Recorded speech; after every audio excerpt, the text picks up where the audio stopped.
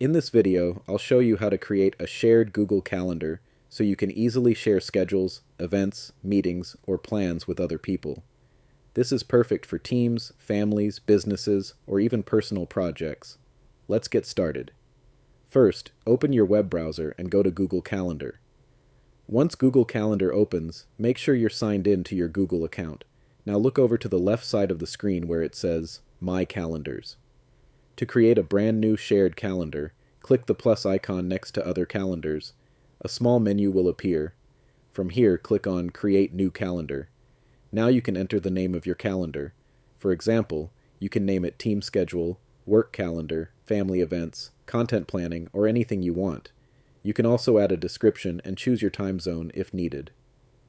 Once you're done, click on Create Calendar. Your new calendar has now been created.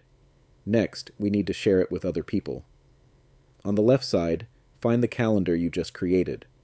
Hover your mouse over it, click the three dots next to the calendar name, and then select Settings and Sharing.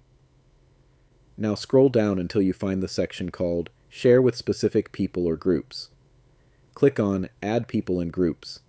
Enter the Gmail address of the person you want to share the calendar with. After that, choose the permission level you want to give them. For example, see only free or busy times, see all event details, make changes to events, or even manage sharing permissions. Once you select the permission level, click Send.